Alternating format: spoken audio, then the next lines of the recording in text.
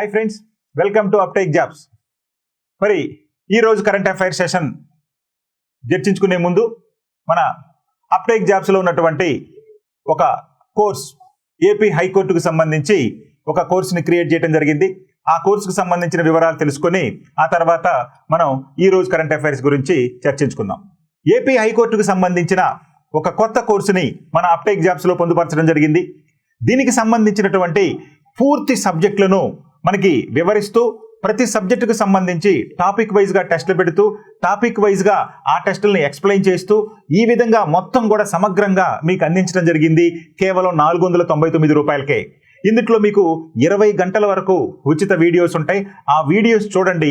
ఆ వీడియోస్ నచ్చితే మీరు 499 రూపాయలతోటి మన యాప్ను పర్చేజ్ చేసుకోండి. మీరు హైకోర్టులో జాబు సంపాదించుకోవాలనుకునే కలను నిజం చేయడానికి మా వంతు సహకారం మేము అందిస్తామని మీకు మాటిస్తూ మీ S V Narayana sir. Right, first question. Which country conducted the highest percentage of space launches in 2024?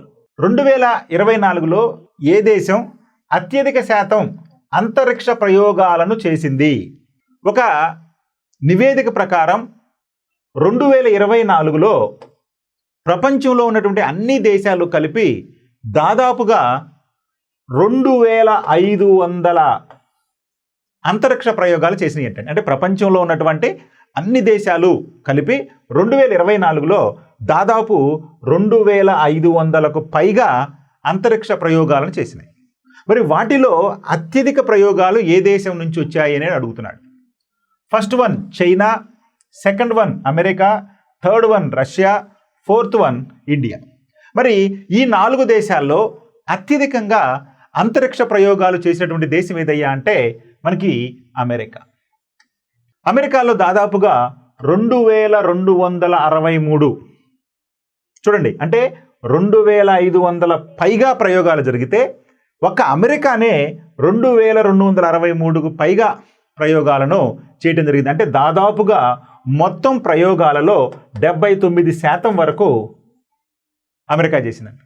ఆ తర్వాత చైనా సుమారు 266 తోటి 9% తోటి 2వ స్థానంలో ఉందంట. ఇక రష్యా తీసుకుంటే 98 ప్రయోగాలతోటి 3వ స్థానంలో ఉంది. అంటే దాదాపుగా ఇది 3% కంటే తక్కువ, 95 ప్రయోగాలు. మరి మన భారతదేశం ఎన్ని ప్రయోగాలు చేసిందయ్యా? 2024 అంటే 10 ప్రయోగాలు చేసింది. సో ఈ విధంగా ప్రపంచంలో అత్యధికంగా అంతరిక్ష ప్రయోగాలు చేసినటువంటి దేశంగా అమెరికా చరిత్ర సృష్టించింది. ఎంత శాతం అండి? మొత్తం ప్రపంచ దేశాలు చేసినటువంటి ప్రయోగాలలో 79% ప్రయోగాలు ఒక అమెరికా నుంచే జరిగాయి. అంటే అవి దాదాపుగా 2263 అంతరిక్ష ప్రయోగాలు ఉన్నాయి. సో కాబట్టి America is the right option. Right, ఇక ఉపగ్రహ ప్రయోగాలలో అమెరికాదే అగ్రస్థానం. చూడండి, కమ్యూనికేషన్, నావిగేషన్, వాతావరణ సమాచార సేవలను ఉపగ్రహాలు విస్తృతం చేస్తున్నాయి.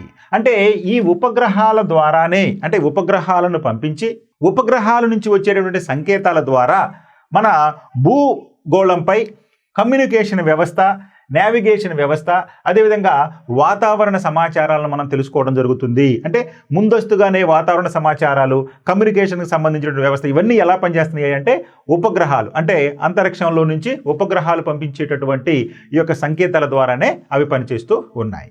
ఇక గతేడాది ప్రపంచవ్యాప్తంగా శాటిలైట్లు, పరిశోధన ఉపగ్రహాలు, ల్యాండర్లు, రోదస యాత్రలు తదితరాలకు సంబంధించి దాదాపు 2849 అంతరిక్ష ప్రయోగాలు జరిగాయంట.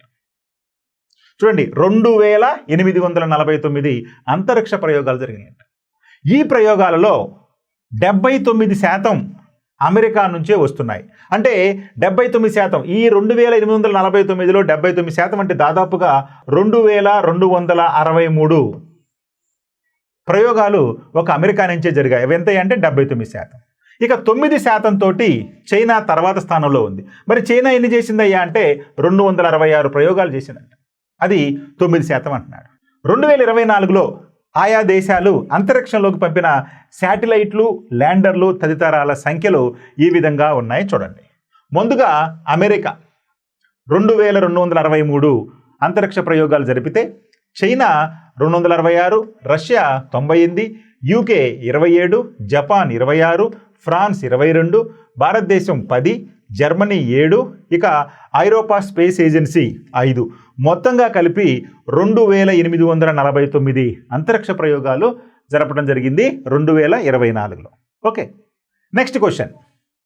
Doctor M R Srinivasan played a key role in the construction of which nuclear research reactor in the country? Yesterday he was passed away. Doctor M R Srinivasan దేశంలో ఏ అణు పరిశోధక రియాక్టర్ నిర్మాణంలో కీలక పాత్ర పోషించారు? మరి నిన్న చనిపోయినటువంటి డాక్టర్ ఎంఆర్ శ్రీనివాసన్ గారు మన భారతదేశంలో అణు పరిశోధనలో అత్యంత ప్రముఖులలో ఆయన ఒకరు. అయితే ఆయన ఈ క్రింది ఏ రియాక్టర్ నిర్మాణంలో కీలకంగా పనిచేశారు అని అడుగుతున్నాడు. First one Kamini, second one Dhruva, third one Cyrus and fourth one Apsara. మరి వీటిలో అన్నీ కూడా అణు రియాక్టర్లే. అయితే ఏ అణు రియాక్టర్కు ఎంఆర్ శ్రీనివాసన్ గారు కీలకంగా పనిచేశారు అని చెప్పంటున్నాడు. ముందుగా కామిని తీసుకుంటే మన భారతదేశంలోనే కాదు ప్రపంచంలోకే U-233 యురేనియంను ఉపయోగించి పనిచేస్తున్నటువంటి అణు రియాక్టరు కామిని. ఇది మన భారతదేశంలో ఉంది. మరి ఈ కామిని ఎక్కడుందండి? ఇది తమిళనాడులో ఉంది. తమిళనాడులోని కల్పకంలో కామిని ఉంది. ఇక ధ్రువ రెండోది. ధ్రువ ఇది ట్రాంబేలో ఉంది. ముంబైకి సమీపంలో ఉన్న ట్రాంబే. ఈ యొక్క ట్రాంబేలో ఉన్నటువంటి అణు రియాక్టరు ఈ ధ్రువ. ఇక సైరస్ ఇది కూడా ట్రాంబేలోనే ఉంది. సైరస్ కూడా.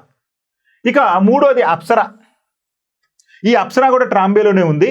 కానీ ఈ అప్సరా అణు రియాక్టర్ నిర్మాణంలో డాక్టర్ హోమీజే బాబా ఆధ్వర్యంలో అత్యంత కీలకంగా పనిచేసినటువంటి శాస్త్రవేత్తగా డాక్టర్ ఎంఆర్ శ్రీనివాస్ గారు పనిచేశారు. కాబట్టి ఇక్కడ అడిగినటువంటి ప్రశ్నకు అప్సరా నిర్మాణంలో అప్పటి ఈ యొక్క అణుశక్తి డైరెక్టర్ మన హోమీజే బాబా గారి సమక్షంలో ఆ ప్రాజెక్టుకు డైరెక్టర్గా చేయడం జరిగింది ఈ యొక్క డాక్టర్ ఎంఆర్ శ్రీనివాసన్ గారు. సో కాబట్టి డాక్టర్ ఎంఆర్ శ్రీనివాసన్ గారు ఏ అణు పరిశోధన రియాక్టర్ నిర్మాణంలో కీలక పాత్ర పోషించారంటే అప్సరా నిర్మాణంలో కీలకంగా ఆయన భూమిక పోషించాడు.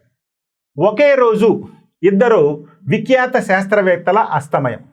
మన భారతదేశానికి చెందినటువంటి ప్రసిద్ధ శాస్త్రవేత్తలు ఒకే రోజు మరణించడం జరిగింది. వారు ఎవరయ్యా అంటే ఒకరు డాక్టర్ జయంత్ విష్ణు నార్లీకర్, రెండో వారు ఎంఆర్ శ్రీనివాసన్లు. సో ఈ ఇద్దరు కూడా ఒక్కొక్క రంగంలో నిష్ణాతులైనటువంటి మన భారత శాస్త్రవేత్తలు. మరి వారు ఒకే రోజు చనిపోవడం జరిగింది. వారి గురించినటువంటి విషయాలు ఏంటో ఇప్పుడు మనం చూద్దాం. చూడండి, దేశ విజ్ఞాన రంగంలో ధృవతారలుగా వెలుగొందిన డాక్టర్ జయంత్ విష్ణు నార్లీకర్, అదేవిధంగా ఎంఆర్ శ్రీనివాసన్లు ఒకే రోజు మరణించడం అనేది ఈ యొక్క యాదృచ్ఛికంగా మనం గుర్తుపెట్టుకోవాలి. ముందుగా డాక్టర్ జయంత్ విష్ణు నార్లీకర్. ఈయన ఎవరు? ఈయన చేసినటువంటి కృషి ఏంటో మనం చూద్దాం. ఈయన ప్రముఖ ఖగోళ భౌతిక శాస్త్రవేత్త. ఈయన పూణేలో కన్నుమూయటం జరిగింది. అంటే 2025 మే 20న పూణేలో మరణించడం జరిగింది. మరి నార్లీకర్ గారు 1938 జూలై 19న మహారాష్ట్రలోని కొల్హాపూర్లో జన్మించారు. అంటే 1938లో ఈయన జననం, అదేవిధంగా మరణం తీసుకుంటే 2025. ఈయన విద్యాభ్యాసం ప్రధానంగా పోస్ట్ గ్రాడ్యుయేషన్ వచ్చేసి బెనారస్ హిందూ విశ్వవిద్యాలయంలో చేయడం జరిగింది. వారణాసిలో ఉన్నటువంటి బెనారస్ హిందూ విశ్వవిద్యాలయంలో చదువుకున్నారు. ఆ తర్వాత కేంబ్రిడ్జ్ విశ్వవిద్యాలయంలో తనకు డాక్టోరల్ సలహాదారుగా ఉన్నటువంటి ఫ్రెడ్ హోయ్లీ నుంచి, అంటే ఫ్రెడ్ హోయ్లీ ఈయన ఎవరయ్యా అంటే ఈయనకి డాక్టోరల్ సలహాదారుగా ఎక్కడండి?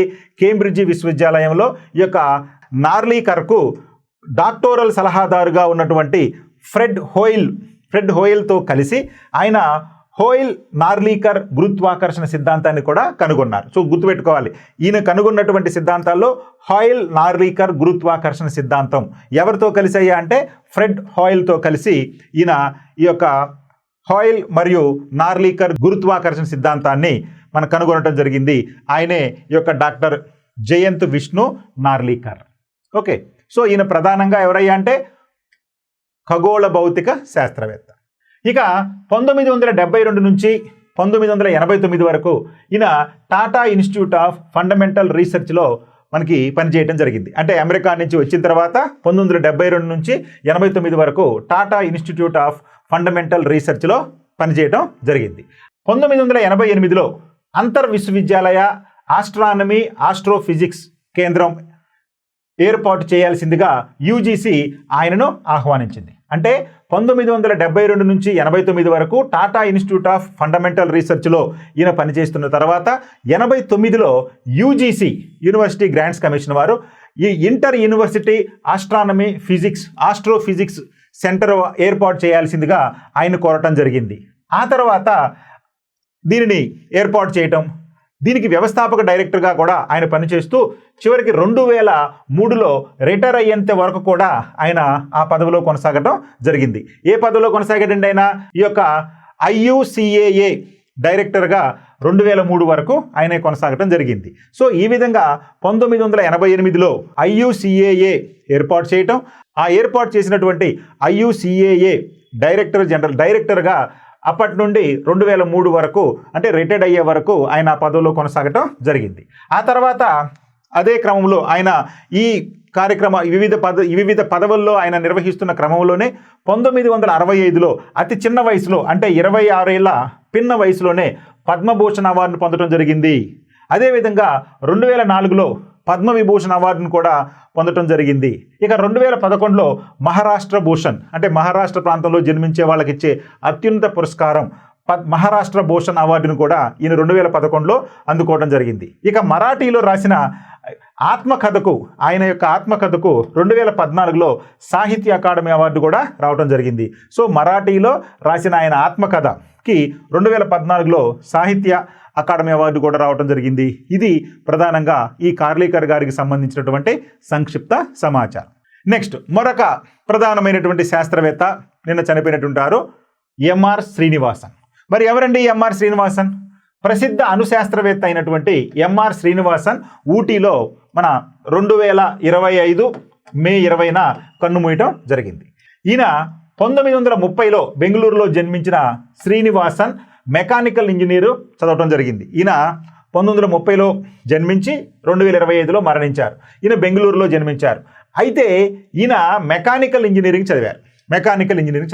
1952లో మాస్టర్స్ డిగ్రీ చేసిన అనంతరం కెనడాలోని మెక్గిల్ యూనివర్సిటీ నుంచి డాక్టరేట్ పొందారు. ఇక డాక్టర్ శ్రీనివాసన్ 1955లో అణువిద్యుత్ శాఖలో చేరారు. దేశ అణువిద్యుత్ రంగానికి ఆద్యుడైనటువంటి డాక్టర్ హోమీజే బాబాతో కలిసి ఆయన అప్పట్లో పనిచేయడం జరిగింది. మరి దేశ తొలి అణు పరిశోధన రియాక్టర్ అయినటువంటి అప్సర నిర్మాణంలో ఆయన కీలక పాత్ర పోషించారు. అంటే ఈ యొక్క డాక్టర్ హోమీ జహంగీర్ బాబాతో కలిసి ఈ యొక్క అప్సర నిర్మాణంలో కీలక పాత్ర పోషించడం అనేది జరిగింది. ఈ అప్సర అనేది మన భారతదేశం యొక్క తొలి అణు రియాక్టర్గా మనం గుర్తుపెట్టుకోవాలి. ఓకే అండి. సో ఈయనే ఈ యొక్క ఎంఆర్ శ్రీనివాసన్ గారు. ఇది మన అప్సర అణు రియాక్టర్, భారతదేశం యొక్క మొదటి అణు రియాక్టర్. ఇక 1959లో ఆయన దేశ తొలి అణు విద్యుత్ కేంద్ర నిర్మాణానికి ప్రిన్సిపల్ ప్రాజెక్ట్ ఇంజనీర్గా నియమితులయ్యారు. ఆ తర్వాత 1967లో ఆయన మద్రాస్ ఆటమిక్ పవర్ స్టేషన్కు చీఫ్ ప్రాజెక్ట్ ఇంజనీర్గా కూడా పనిచేశారు. ఇక న్యూక్లియర్ పవర్ కార్పొరేషన్ ఆఫ్ ఇండియాకు ఆయన వ్యవస్థాపక చైర్మన్గా కూడా పనిచేశారు. అంటే న్యూక్లియర్ పవర్ కార్పొరేషన్ ఆఫ్ ఇండియాకు వ్యవస్థాపక చైర్మన్గా కూడా ఈ యొక్క ఎంఆర్ శ్రీనివాసన్ గారు పనిచేశారు. ఇక అణురంగానికి చేసిన విశేష సేవలకు గుర్తింపుగా కేంద్ర ప్రభుత్వం ఆయనను 2015లో పద్మవిభూషణ్ అవార్డుతోటి సత్కరించింది. సో 2015లో ఈయన పద్మవిభూషణ్ అవార్డుకు వరించడం అనేది జరిగింది. ఈయనే మన భారతదేశం యొక్క అణు పితామహుడు డాక్టర్ హోమీ జహంగీర్ బాబా లేదా హోమీజే బాబా అని చెప్పి పిలుస్తారు. మన భారతదేశ అణు పితామహుడు. Right. Next question. Anti terrorism day is celebrated in memory of whose death anniversary. Very important.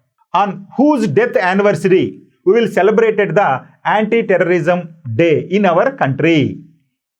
ఉగ్రవాద వ్యతిరేక దినోత్సవాన్ని ఎవరి వర్ధంతిని పురస్కరించుకొని జరుపుకుంటున్నారు అంటే ఎవరి వర్ధంతి రోజున భారతదేశంలో ఉగ్రవాద వ్యతిరేక దినోత్సవాన్ని జరుపుకుంటూ ఉన్నారు. First one Indira Gandhi, second one Mahatma Gandhi, third one Rajiv Gandhi, fourth one Sardar Vallabhbhai Patel. So ఎవరి వర్ధంతి సందర్భంగా ఈ యొక్క భారతదేశంలో ఉగ్రవాద వ్యతిరేక దినోత్సవాన్ని జరుపుకుంటున్నామంటే రాజీవ్ గాంధీ వర్ధంతి రోజును మనం అంటే మే 21ని ఉగ్రవాద వ్యతిరేక దినోత్సవంగా జరుపుకోవడం జరుగుతుంది.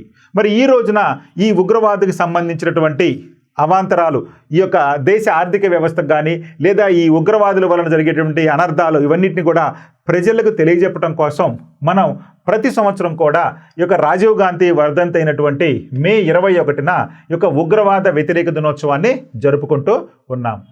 రైట్. ఉగ్రవాద వ్యతిరేక దినోత్సవం ఉగ్రవాదుల కుట్రకు బలైన మాజీ ప్రధాని రాజీవ్ గాంధీ వర్ధంతిని పురస్కరించుకొని మన దేశంలో ప్రతి సంవత్సరం మే 21న ఉగ్రవాద వ్యతిరేక దినోత్సవం అంటే యాంటీ టెర్రరిజం డేని నిర్వహిస్తున్నారు. మరి హింస వల్ల సమాజానికి వాటిల్లే నష్టం, ప్రమాదంపై ప్రజల్లో అవగాహన కల్పించడం ఈ రోజు యొక్క ముఖ్య ఉద్దేశం. అంటే ఉగ్రవాదుల వల్ల జరిగే నష్టాన్ని సమాజానికి తెలియజెప్పటమే ఈ యొక్క ఉగ్రవాద వ్యతిరేక దినోత్సవం యొక్క ప్రధాన లక్ష్యం. మరి ఉగ్రవాదం అనేది అంతర్జాతీయ సమస్య. దీని కారణంగా మానవాళికి ప్రపంచ శాంతికి ముప్పు వాటిల్లుతోంది. మరి institute of economics and peace IEP అంటాం, institute of economics and peace ఇటీవల విడుదల చేసిన గ్లోబల్ టెర్రరిజం ఇండెక్స్ 2025లో భారతదేశం 6.411 స్కోర్ తోటి ప్రపంచంలో 14వ స్థానంలో నిలిచింది. అంటే టెర్రరిజంలో మన భారతదేశం ప్రపంచంలో 14వ స్థానంలో ఉంది. అంటే మనకంటే 13 దేశాల్లో అత్యధికంగా టెర్రరిజం కార్యకలాపాలు జరుగుతూ ఉన్నాయి. అవేంటో ఇప్పుడు మనం చూద్దాం. మొత్తం 163 దేశాలు ఉన్న ఈ సూచీలో బుర్కినా ఫాసో 8.581 పాయింట్లతోటి మొదటి స్థానంలో ఉంటే, పాకిస్తాన్ 8.34 పాయింట్లతోటి రెండవ స్థానంలో ఉంటే, సిరియా 8.006 పాయింట్లతోటి మూడవ స్థానంలో ఉన్నాయి. మరి ఉగ్రవాదం కారణంగా ప్రభావితమైన దేశాలకు ఈ IEP ర్యాంకులు కేటాయిస్తుంది. మరి 2000 సంవత్సరం తర్వాత నుంచి మన దేశంలో జరిగిన ప్రధాన ఉగ్రదాడులు పరిశీలిస్తే ఎందుకని మరి ఈ 163 దేశాల్లో మన భారతదేశం 14వ స్థానం అనుకున్నాం కదా. మరి 14 స్థానాలు ఉందంటే మనకంటే ఉగ్రవాదం లేని దేశాలు చాలా 100కు పైగా ఉన్నాయి కదా. అయితే 2000 సంవత్సరం నుంచి మన భారతదేశంలో జరిగినటువంటి ప్రధాన ఉగ్రవాద సంఘటనలు ఏంటో ఇక్కడ మనం చూద్దాం. ముందుగా 2001లో పార్లమెంటుపై దాడి సందర్భంలో దాదాపు 9 మంది మరణించడం జరిగింది. అదేవిధంగా 2005లో ఢిల్లీ బాంబు పేలుళ్లలో 70 మంది మరణించడం జరిగింది.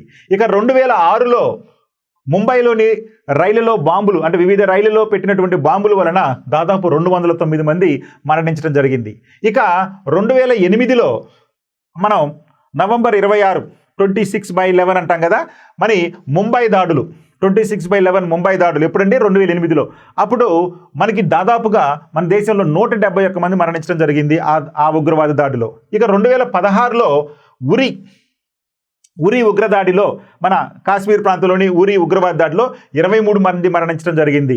ఇక చివరిగా 2019లో జరిగిన ఉగ్రవాద దాడిలో దాదాపు 40 మంది మరణించడం జరిగింది. ఇక చివరిగా 2025లో మన జరిగిన దాడిలో దాదాపు 27 మందికి పైగా మరణించడం జరిగింది. ఇవన్నీ కూడా 2000 సంవత్సరం తర్వాత మన భారతదేశంలో జరిగినటువంటి వివిధ ఉగ్రవాద సంఘటనలుగా మనం గుర్తుపెట్టుకోవాలి. ఓకే, ఇక చూడండి. 1991 మే 21న నాటి ప్రధానిగా ఉన్న రాజీవ్ గాంధీ గారిని ఎన్నికల ప్రచారం నిమిత్తం తమిళనాడులోని శ్రీ పెరంబదూరులో నిర్వహించినటువంటి సభలో పాల్గొనడం జరిగింది.